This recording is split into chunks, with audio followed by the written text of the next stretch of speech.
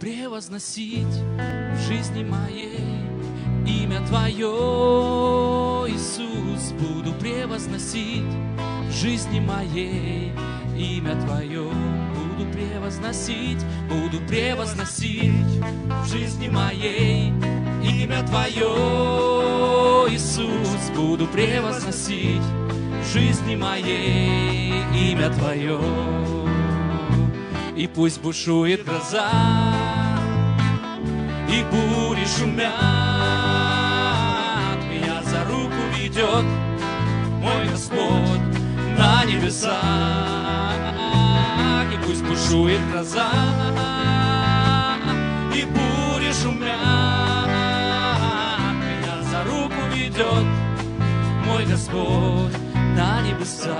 Будем славить Тебя, Иисус, буду славить Тебя всем сердцем моим, всей душою моей, Иисус. Буду славить Тебя всем сердцем моим, всей душою моей. Буду славить Тебя всем сердцем моим, всей душою моей, Иисус. Буду славить Тебя всем сердцем моим, всей душою моей. И пусть бушует гроза, и бури шумят, меня за руку ведет мой Господь на небеса. И пусть бушует гроза, и бури шумят, меня за руку ведет мой Господь на небеса. Не унывай, душа моя, уповай на Господа своего. Не унывай, душа моя, уповай на Него. Не унывай, душа моя, уповай на Господа своего. Не унывай, душа моя, уповай на Него. И пусть бушует гроза, и бури шумят, меня за руку ведет мой Господь на небеса. Пусть бушует гроза, и бури шумят,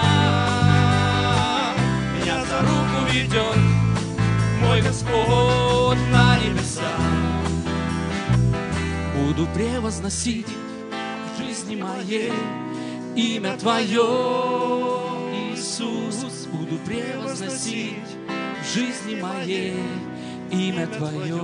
Буду славить Тебя всем сердцем моим, всей душою моей, Иисус. Буду славить Тебя всем сердцем моим, всей душою моей.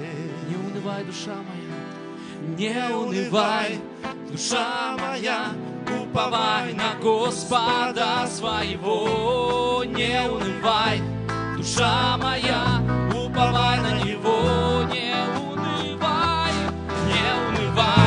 душа моя, уповай на Господа своего. Не унывай, душа моя, уповай на Него. И пусть бушует гроза, и бури шумят, меня за руку ведет мой Господь на небеса. Пусть бушует гроза, и бури шумят, меня за руку ведет мой Господь на небеса.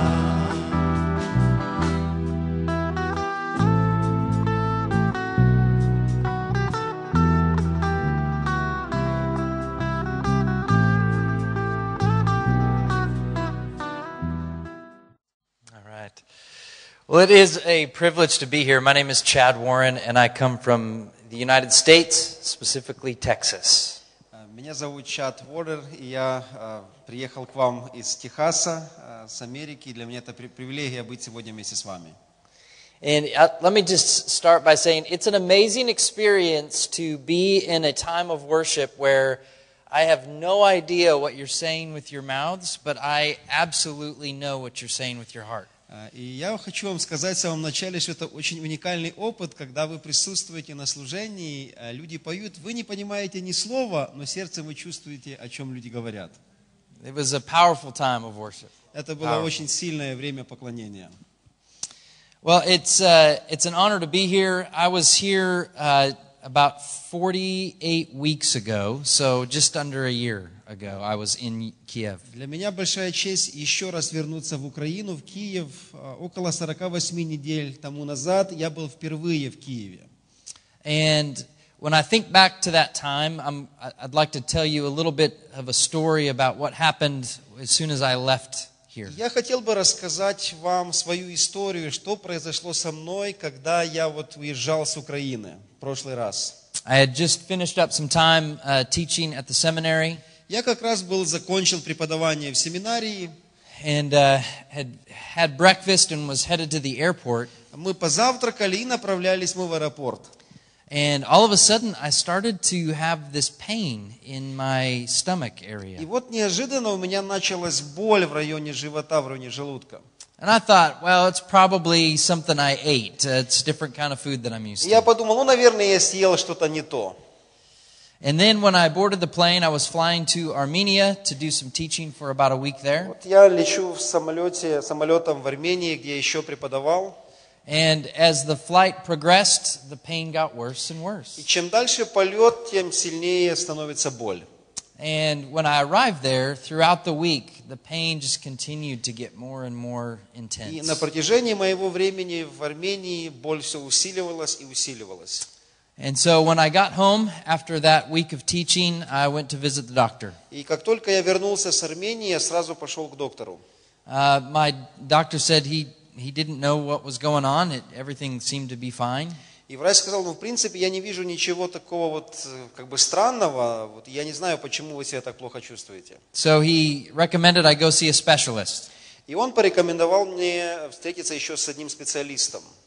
And so within a week after returning from my trip over in this part of the world, И вот через неделю I was visiting a specialist, я пошел к специалисту, к врачу. and that's when they said, you have cancer.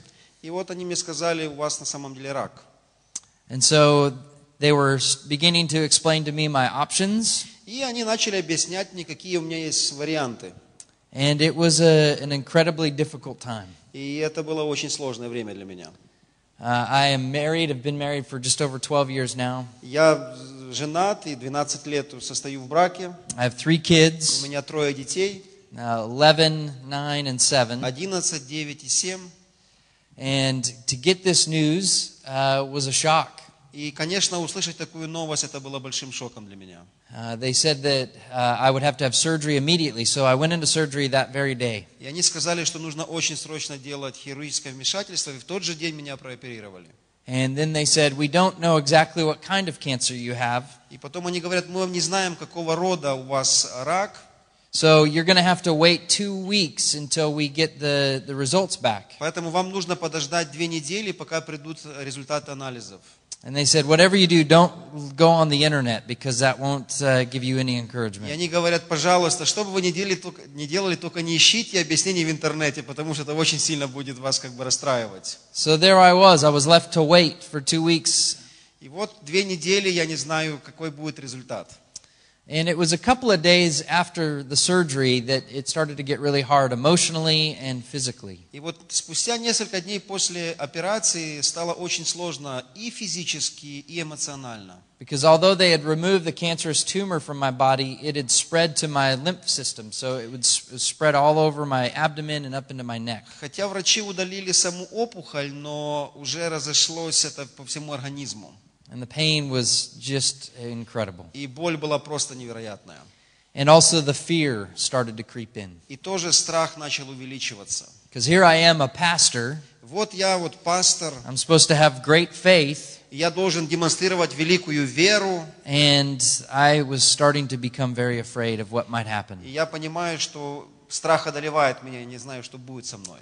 And my fears weren't necessarily about my, the pain and if it would go away. И страх был не о том, что у меня болит что-то. It was more around the area of what would my kids think about God if I was taken away from them. Страх был больше в том, что я переживал, как вообще дети будут воспринимать Бога после этого. And as a dad, that's a really hard thing to wrestle with. И как отцу мне было очень сложно вот с этим справляться, как дети будут думать о Боге. Because I know I'm confident in who God is. Потому что сам в себе я был уверен в том, кто есть Бог. And I want them to know that too. И я бы хотел, чтобы у них тоже была крепкая вера. And so I was left to wait. Поэтому вот так вот шло время. And it was one night, it was very late, and I was in a lot of pain, and I started to pray. И вот одной ночью боль очень сильно усилилась, и я начал молиться. And I thought, maybe I should read the Word, maybe I should go to Scripture. И я подумал, может быть, мне стоит открыть Библию, начать читать Слово. And I was in so much pain I couldn't read, so I decided to turn the audio Bible on so I could listen to it. И боль была такая, что я не мог читать, поэтому я включил аудиобиблию, чтобы просто слушать. And so I pushed play on my phone. Поэтому я на своем телефоне включил плеер. And all of a sudden I started to hear from Matthew chapter 8. И вот текст включился с Матфея 8 главы. And what I was hearing И вот что я was слышал. all these incredible accounts of Jesus' authority was recognized by his teaching. They said he teaches, but not as the scribes do. И я слышу историю о том, что люди видят чудеса Иисуса и силу Его Слова, что Он проповедует не так, как другие проповедники. He was healing the lepers. Он исцеляет прокаженных. He was instilling a kind of faith in the centurion to where he could heal from afar. И вот римский сотник имел такую даже веру, что он удаленно смог исцелить человека. He's casting out demons. Он изгоняет бесов. And he's also calming the storm. Он даже шторм утихомирил. And so there's this picture of Jesus that he has absolute command over creation. И вот такая картина Иисуса представлена, когда у него есть полная власть над всеми обстоятельствами. He has authority over very large things like weather systems. У него власть даже над погодой. He has authority over small things like disease and У leprosy. него власть над такими маленькими какими-то вещами, как болезни. But he also has authority in the spiritual realm to cast out И demons. также в духовном мире у него есть власть изгонять бесов. He has authority when he's near and when he's far. У него есть власть, когда люди находятся рядом с ними, даже те, кто далеко от него, они могли переживать его власть. And while I found all of that extremely comforting, И я нашел эту историю очень ободряющей для меня. in the middle of all of these accounts of his amazing authority and power, И я нашел, что посреди всех вот этих историй, когда Иисус демонстрировал власть, there was this really kind of seemingly strange account of the scribe and some other followers coming to him and asking about what it means to follow him. и вот среди всего этого приходят люди и спрашивают, что значит следовать за тобой. And he would say things like, foxes have holes and birds of the air have nests, but the Son of Man has И nowhere to он lay his говорит, head. что лисицы имеют норы, сыну человеческому даже негде голову преклонить. And I was started to wonder, what is this doing in the midst of the rest of these stories? What does this have to do with all? Я думаю, что эта история делает в контексте таких великих историй об исцелении и чудесах. So for several days I wrestled with this passage. И вот несколько дней я вот пытался понять этот текст. And so I noticed that this passage occurs also in Luke, and I want to look at that tonight and share with you some of the things the Lord showed И me. я тоже позже обнаружил, что эти же слова встречаются в Евангелии и от Луки. Я сегодня хотел бы, чтобы мы посмотрели на них более внимательно. And so in Luke chapter 9, Поэтому Евангелие от Луки, 9 глава, we have this account in verses 57 through 62. с 57 стиха и дальше. So if you'll look there in your Bibles and read along with us. И давайте мы откроем нашу Библию, Лука, 9 глава, с 57 стиха. From 57 to The end of the chapter. Okay.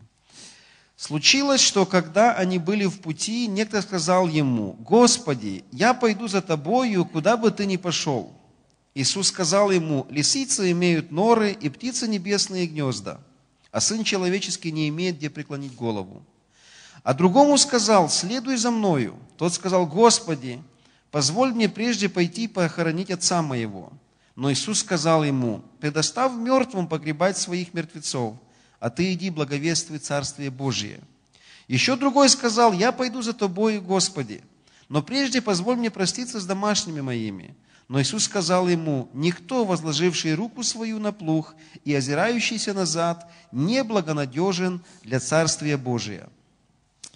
And so you have this interesting exchange between Jesus and some of his followers. И вот у нас есть интересный разговор между Иисусом и его последователями. Oftentimes this is described as him explaining what the cost of following him is. Часто эти стихи называют историей, когда Иисус объясняет цену настоящего ученичества. And there's a few things to notice about the context that I think give us some insight what God is trying to tell us here. И нам важно обратить внимание на некоторые детали с этого контекста, которые проливают свет на содержание этого текста.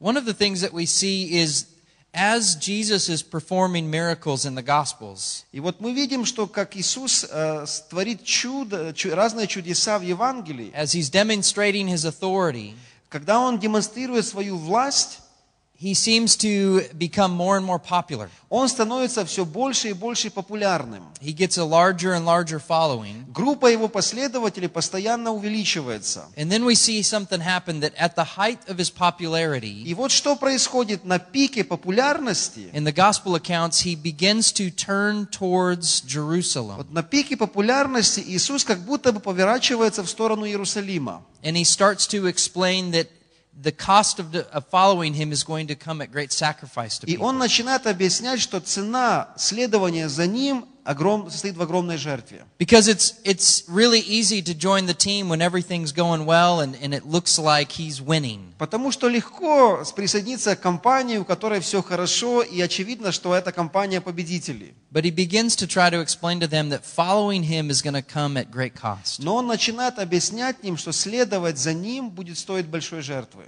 You'll notice just a little bit before these verses we read, in verses 51 through 55, А вот если мы посмотрим чуть раньше, с 51 стих по 55, it says, when the days drew near for him to be taken up, he set his face to go to Jerusalem. тут написано: «Когда же приближались дни взятия Его от мира, Он восхотел идти в Иерусалим». In verse 53 it says, but the people did not receive him because his face was set toward Jerusalem. А 53 стих говорит: «Но там не приняли Его, потому что Он имел вид путешествующего в Иерусалим». So there's something about the context that when Jesus sets his face, meaning his intention to go to Jerusalem, И вот Иисус принимает решение направляться в Иерусалим. we have to ask, what is it that Jerusalem represents? Мы должны спросить себя, а что означал в то время Иерусалим?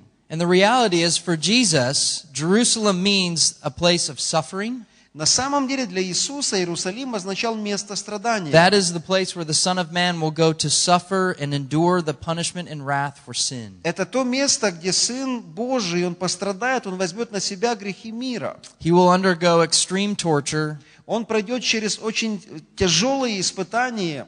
and eventually he will give up his life. It will end in И в execution. конце концов Он будет распят, Он отдаст свою жизнь. But we know the rest of the story. It doesn't end there, but it's also where he conquers sin and death and Конечно, мы resurrection. знаем большую часть истории, мы знаем, что на этом не закончилось. На самом деле Иисус победил смерть и грех. But this idea of him going to Jerusalem in order to suffer has everything to do with the cost of following him. Но вот эта идея, что Иисус поворачивается в Иерусалим и идет, говорит о том, что страдания вовлечены в следование за Ним.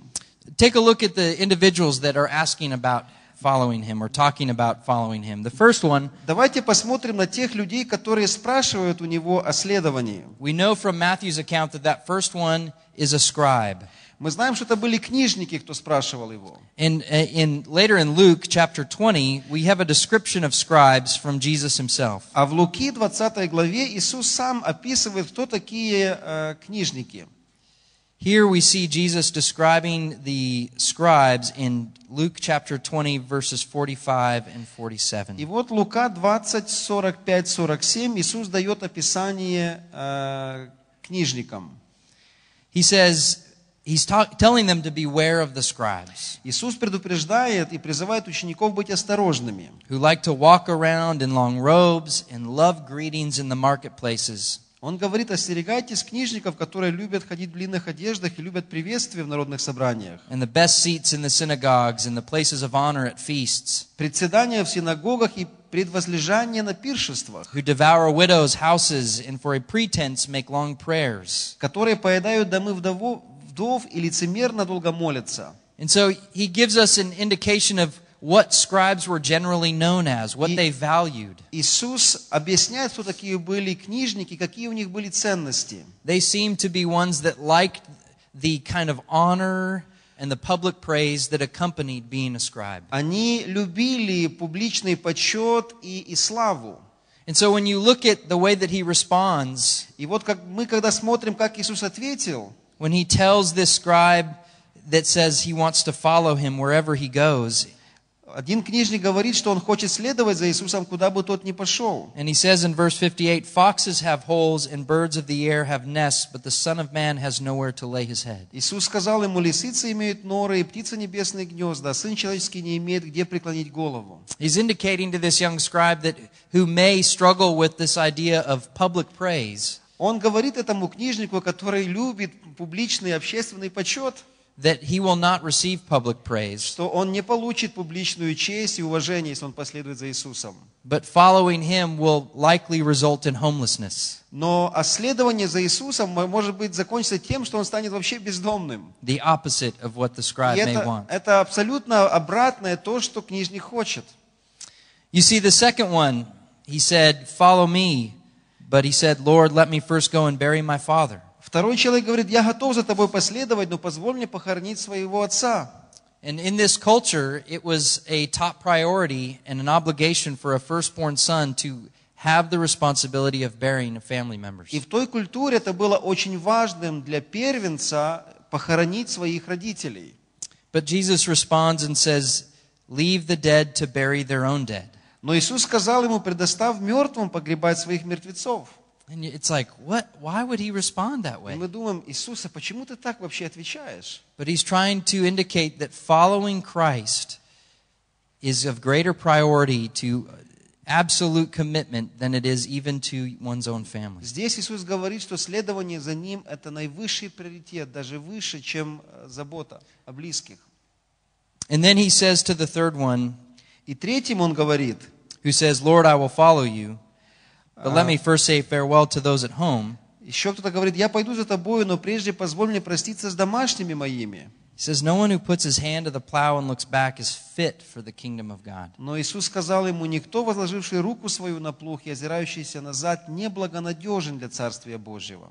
And there's this challenge to what home means, this kind of familiar, comfortable, secure sense that comes with family. И здесь мы видим вызов тому, с чем отождествляется наш дом: защитой, безопасностью, комфортом. So following Christ here, the indication is we have to let go of everything else that we find comfort or security or safety in. Иногда, следуя за Христом, мы лишаем себя вот этого комфорта, вот этого уюта.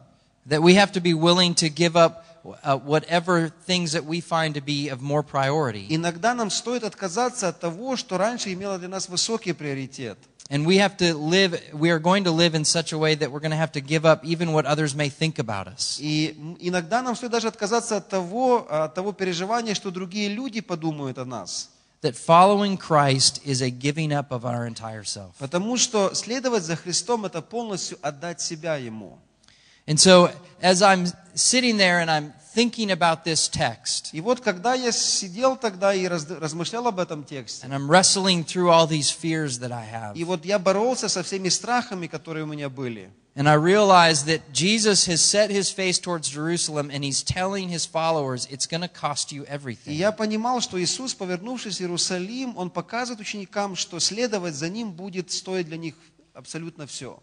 He's telling believers that to follow him means we follow him all the way to Jerusalem. Потому что следовать за Ним – это следовать за Ним до конца, до самого Иерусалима. And all that Jerusalem means. Что бы ни означал Иерусалим, Jerusalem would be the place that Jesus would give up his own life, а в том случае Иерусалим был местом, где Иисус отдал свою жизнь, so that others may have life. для того, чтобы другие приобрели жизнь. And for his followers, и для Его последователей, what we see happen in the Gospels, что когда мы видим, что с ними произошло в Евангелиях, that even though there's great popularity and great crowds that follow him at this point, мы видим, что сейчас Иисус очень популярен, много людей следует за Ним. every time he sets his face to Jerusalem and starts to head that way, И каждый раз, когда Он поворачивается в Иерусалим, начинает двигаться к Иерусалиму, his popularity becomes less and less and people start to fall away Его популярность уменьшается, люди оставляют Его. because the road gets tougher and tougher. Потому что с каждым днем все сложнее и сложнее следовать за Ним. And what he's asking people to do becomes less and less popular. И то, что Иисус просит людей делать, становится все менее и менее популярно для них. To the point where the night he's betrayed, he's left alone and even Peter denies him. И все закончилось с тем, что он остался абсолютно один, даже Петр от него отказался. And that night, as I wrestled with this passage, И вот в ту ночь, когда я пытался понять этот текст, I realized the Lord was telling me that I was also headed to Jerusalem with him. я осознал, что Иисус и меня призывает идти в Иерусалим. That the Lord wanted to do something in me through cancer, Что Бог хочет сделать что-то во мне через рак. where I had to give up other priorities, И я смогу отдать все ложные приоритеты and I had to be willing to suffer для того, чтобы быть готовым страдать. so that I could become a follower with him all the way to Для Jerusalem. того, чтобы я был настоящим последователем за Ним даже до Иерусалима. And I started to realize that suffering in the life of a Christian is not abnormal, but actually quite И я normal. осознал, что страдание в жизни христианина это не что-то ненормальное, это абсолютно нормальное. That when we take up this call to follow him, Потому что когда мы принимаем этот призыв следовать за Ним, that means we have to take on the reality that we are going to suffer for him. это означает, что мы должны принять реальность, что нам предстоит страдать за Ним. But that's exactly the means through which God wants to work in us, Но именно через страдания Бог работает внутри нас, to conform us to the image of his Son. для того, чтобы мы стали похожим на Его образ. There are several passages that kind of give us an understanding that suffering is going to be a normal part of the Christian life. Есть некоторые стихи в Библии, которые показывают нам, что страдания являются обычными для нас в нашей жизни. Romans 8, 8 глава послания к римлянам, Paul says, the Spirit himself bears witness 16 стиха написано: «Сей самый Дух свидетельствует Духу нашему, with our spirit that we are children of God. что мы дети Божии. And if children, then heirs, А если дети, то и наследники, heirs of God and fellow heirs with Christ, наследники Божии, сонаследники же Христу, provided если только с Ним we suffer with him страдаем, in order that we may also be glorified with чтобы him. с Ним и прославиться. For I consider that the sufferings of this present time Ибо думаю, что нынешние временные are страдания not worth comparing with the glory that is to be revealed to us. ничего не стоят в сравнении с той славою, которая откроется в нас». In Philippians, Paul even says that it's a gift. Филиппийцам апостол Павел говорит, что это даже дар. Chapter 1, verse 29. В 1 главе 9 стих, For he says, it has been granted to you. что это было... Филиппийцам, I'm making Yvonne jump around quite a bit here. Филиппийцам, окей, 29. 29. «Потому что вам дано ради Христа не только веровать в Него, но и страдать за Него». Did you read the whole thing? That you should not only believe in him, but also suffer for his sake. «Потому что вам дано ради Христа не только веровать в Него, но и страдать за Него». Paul says that it's been granted to you. It's been gifted to you that you shall suffer. Павел говорит, что это нам дано, страдания нам даны. Hebrews chapter 5. В Евреям в 5 главе, In the days of his flesh, 5, 7 through 9. Евреям, послание к Евреям, 5 глава, 7 стиха. Jesus offered up prayers and supplications Он в дни плоти своей с сильным воплем и со слезами with loud cries and tears to him who is able to save him from the death. принес молитвы и моления могущему спасти его от смерти. And he was heard because of his reverence. И услышан был за свое благоволение. Although he was a son, Хотя он и сын, he learned obedience through what he suffered. однако страданиями навык послушанию. And in James, we're told to be encouraged that when we face trials of many kinds. И также послание к Якова That it говорит is нам, a testing of our faith. что они через страдания проверяется наша вера. So that our faith proves genuine. И тогда наша вера становится настоящей. And so one of the things that I have learned from this season Поэтому то, что я выучил через вот этот период моей жизни, is that when we face hardship, it is a gift. что когда мы встречаем сложности, на самом деле это есть даром Божьим. That our genuine faith is tested and proven genuine, Потому что тогда наша вера становится подлинной. and it even increases. И она на самом деле даже возрастает. We become aware of who we really are Потому что тогда мы на самом деле понимаем, кто as мы есть. God continues to work in and through us. И Бог продолжает работать в нас и через нас. We're told that He's the founder and perfecter of our faith, Потому что Он есть основа и совершитель нашего спасения. and that He who began a good work in us И Он тот, кто начал хорошее дело в нас. will carry it out to the day of completion. Он завершит его, Он доведет его до конца. So, provided we suffer along with Him, we are heirs, co-heirs with Christ. Поэтому даже тогда, когда мы страдаем, мы являемся Его детьми, Его наследниками. And so the comfort that I got knowing that to follow Christ is to go to Jerusalem and to be willing to suffer with Him. Поэтому я нашел ободрение в том, что нам нужно следовать за Иисусом, даже в Иерусалим. That it was producing in me a steadfastness, И я понял, что это как бы производит во мне силу и постоянство. it also stirred in me a greater intimacy with God. И также это увеличивает мою близость с Богом. And it was also an opportunity for me to display the gospel in and through my life. И это также дает мне возможность объяснить Евангелие другим людям. Because I was increasingly more weak as the chemotherapy and the cancer was fought. Потому что когда я проходил через химиотерапию, мое тело становилось слабее и слабее. But these were opportunities for God to show His power through my Но weakness, именно через мою слабость Бог начал показывать свою силу, giving me strength to be a witness in the hospital and when I was getting treatment. давая мне силу свидетельствовать о Нем даже в госпитале. I had many opportunities to share the light of Christ in those places. И у меня было много возможностей раскрыть свет Христа в этих обстоятельствах. He put me in a place where there were a lot of people who did not have hope. И Он поместил меня среди людей, у которых не было вообще надежды. Also put me in a place where nurses and doctors were working with people all the time and seeing how they would respond to suffering. И также я мог видеть и врачей, и медсестер, которые работают с людьми, у которых нет надежды. And they were able to see a joy and a strength in me amidst my circumstances that they don't often see. И они могли увидеть, врачи могли увидеть в моих глазах радость и надежду, которую часто они не видели. And so I just want to encourage you. Поэтому я хотел бы ободрить всех нас. There are people in this room who have faced trials of many kinds. Возможно, среди нас есть люди, которые встречают самые разные вызовы и сложности в жизни. There are some of you who are about to face trials. Может быть, кому-то только предстоит столкнуться с большими сложностями. Because the reality is we're either in a trial, coming out of a trial, or about to go into a Потому trial. что реальность нашей жизни такая, что мы либо после страданий, либо в страданиях, либо до страданий. And so we must take heart Поэтому мы должны держать себя в форме. that God uses those И должны trials. помнить, что Бог использует эти испытания. It's a part of His perfect plan. Это часть Его совершенного плана.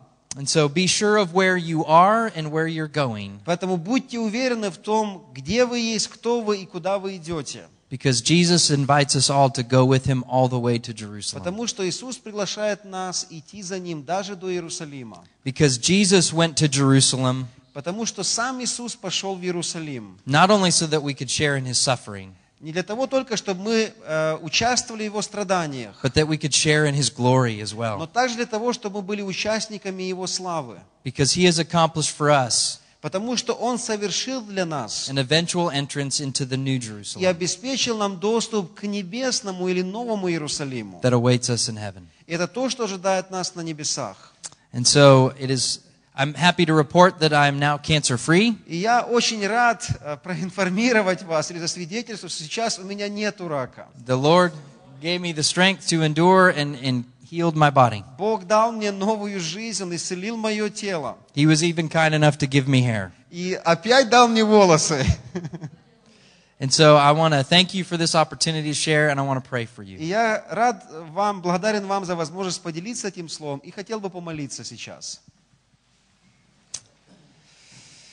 Father, we are so grateful. Боже, мы так благодарны Тебе, Grateful that we have been called to know you, что мы были призваны знать Тебя, the only true God, and Jesus Christ whom you've sent. единого истинного Бога и Сына Твоего Иисуса Христа, которого Ты послал к нам. That we are called co-heirs with Christ. Что мы названы сонаследниками That Христу, we are your children, что мы Твои дети, members of your family, члены Твоей семьи, and that you have called us all to bear witness to who you are что Ты призвал нас быть свидетелями о себе and demonstrate to a watching world и демонстрировать это миру, the ways in which you love and strengthen us. открывать Твои пути, как Ты любишь нас и как Ты делаешь нас сильнее. So I pray for my brothers and sisters in this room here, Поэтому сегодня я молюсь за моих братьев и сестер в этой церкви, that as they endure trials, чтобы когда они встречают сложности as they face suffering, или сталкиваются со страданием, and they walk with others who are in the same или place, находятся с теми, кто сейчас страдает, that you would give them incredible strength, чтобы Ты дал им крепость и силу, that you would comfort them, чтобы Ты укрепил и ободрил их, and work through this season in their life, и работал через этот период в их жизни, so that their faith would increase, чтобы их вера усиливалась be tested as genuine, и была подлинной, настоящей, and result in many people coming to know you. и принесла большие плоды в новых людях, которые узнают I Тебя. pray that you would use this body, Я хотел бы, чтобы Ты использовал это тело, that this church эту церковь, would be a beacon of light, чтобы она была светом, so that whether they navigate through this election чтобы через даже эти процессы этих выборов or whatever lies ahead, или что-либо не ожидало нас в будущем, that the gospel would spread through their efforts in their community, чтобы Евангелие распространялось через эту общину, that many, many, many would come to know you. чтобы многие люди пришли к Тебе. I pray this in the name and the power of Christ, our Молю Тебя Lord. во имя Иисуса Христа, Господа нашего. Amen. Аминь.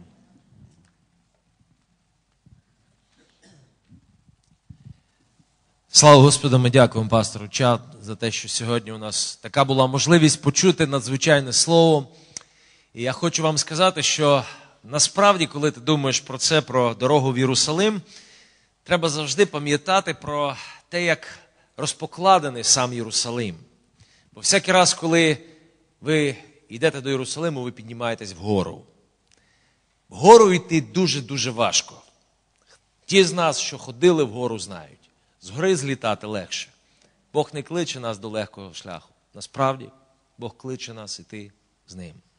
І ми дякуємо Богу, що через Його надзвичайний досвід, який ми маємо сьогодні в житті, ми Його діти. Він будує нас. І чим далі ми піднімаємось, тим більше наснаги і натхнення. Хоча інколи, чим вище піднімаєшся, тим менше дихання залишається. Але Бог продовжує бути нашим Богом в всіх обставинах життя. Дякуємо Богу. Давайте будемо продовжувати молитися. Можливо, сьогодні є потреби у когось. І саме головна потреба, яка, можливо, сьогодні є в цьому домі, це примирення з Богом. Я не знаю, чому сьогодні ви прийшли в Божий храм, за якою метою. Але я хочу вам сказати, що Бог недаремно привів вас сюди. Бо Бог хоче спасти. Це воля Божа. Написано в Святому Письмі, що Бог бажає, щоб всі спаслися і сягнули пізнання правди. Щоб жодна людина не загинула. Хто може загинути? Ті, що мають гріха. А хто має гріха? Біблія каже, що всі ми згрішили і полишені слави Божої. Жодної людини, яка б вона б добра не була, немає в цьому світі, яка б не мала би гріха. Плата за гріх – смерть. Дар Божий, пише апостол Павло в посланні до Римлян в 6 розділі, в 23 вірші. Плата за гріх – смерть. Дар Божий – життя вічне. Можливо, є така душа. І це буде перша наша молитва сьогодні за вас. Можливо, сьогодні хтось вперше хотів би відкрити своє серце і сказати: Господи, помилуй мене, я грішник. Мені потрібна Твоя допомога. Дай мені спасіння. Я вірую, що Ти один помер за мої гріхи на Христі.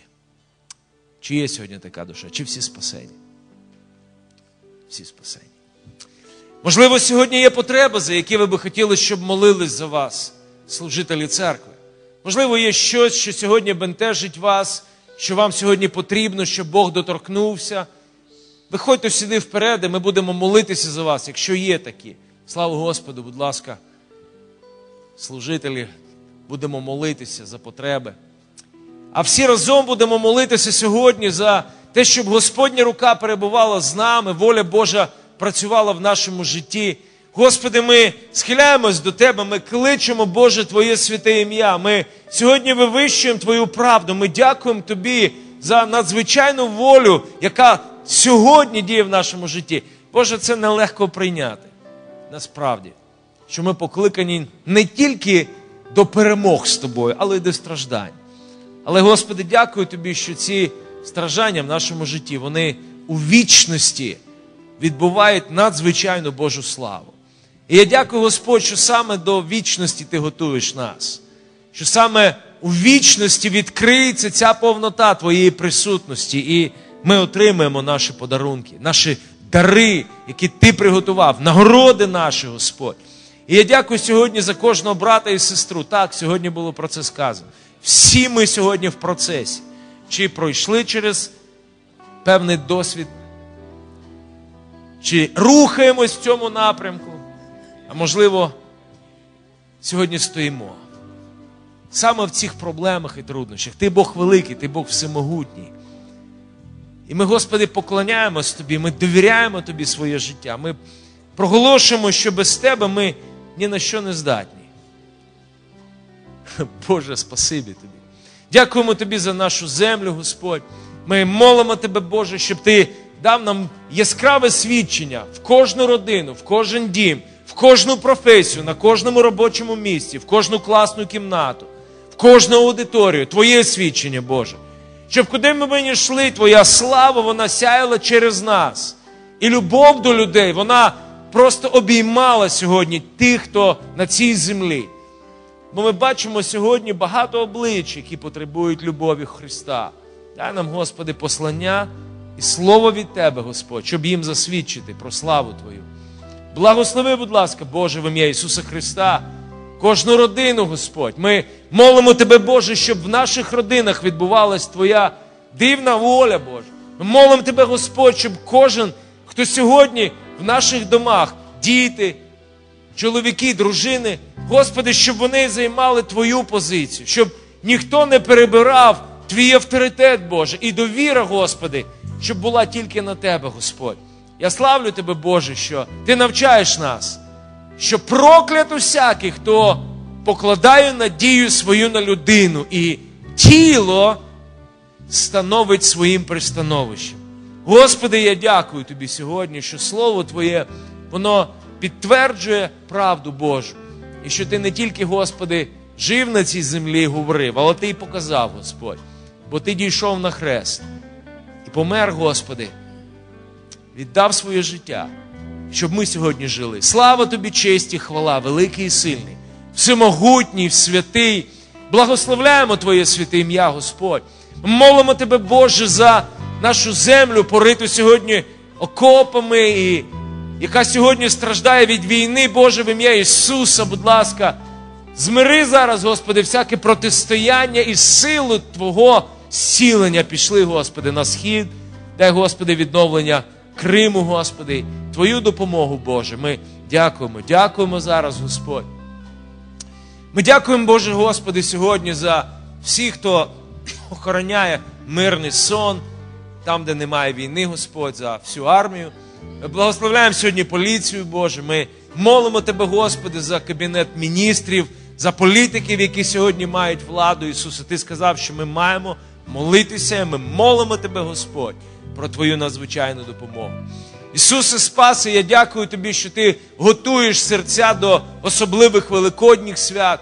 Я знаю, Господь, що Ти даш нам принести Твоє послання, даш нам сказати правду. Я молю, Господи, щоб воно було суцільно, щоб воно було справді розноманітним у всякому прояві Його, Господь. Щоб воно діяло, Боже, щоб люди України, вони дійсно піднімали руки до небес, схиляли свої серця, зверталися до Царя царів і покладали, Господи, віру у того, хто доказав, що Він живий і сильний і великий. Благословляємо Твоє святе ім'я. Ми дякуємо тобі, Боже, що сьогодні в нас є благо. І ми сьогодні не читаємо якісь людські винаходи, Боже, ми сьогодні читаємо Твоє Слово. Живе і дієве, яке гостріше меча двосічного, яке насправді проникає до розділення духа душі, яке сьогодні судить наше міркування, що виходять з нашого серця. Боже, я дякую Тобі, що Слово Твоє залишиться і в вічності таким самим. І Твому Слову ми дамо всяку відповідь. Благослови, Господь, нас сьогодні прийняти це послання. Благослови, Господь, цінувати це Слово, що звернуте до нас від неба, від Бога, від Творця неба і землі. Я дякую Тобі, Дух Святий, що Ти наповнюєш сьогодні присутність, Господи, наше життя. Ти наповнюєш своєю силою, Господь, Твоїм веденням і Твоєю ласкою, Господь. Благослови, Боже, ось ми, Твій народ, Господь. Нам так потрібно йти не в силі людського тіла, а в силі Святого Духа. Дякуємо, Боже, за те, що сьогодні ми чули. Дякуємо, Боже, за братство наше. Ми молимо Тебе, Господь, благослови проповідника, його рід, дім, Господь, Твоє служіння в ньому в ім'я Ісуса Христа. Доведи, Господи, його до дня, в який Ти зустрінеш його. І ми, Господи, славимо Тебе, що навіть посеред всяких важких іспитів в нас завжди є слово від Тебе. Бо Ти вчаєш нас, Господь, що ми можемо утішити інших через час нашої скорботи. Прослався, Боже, в нашому житті. В ім'я Ісуса Христа. Амінь.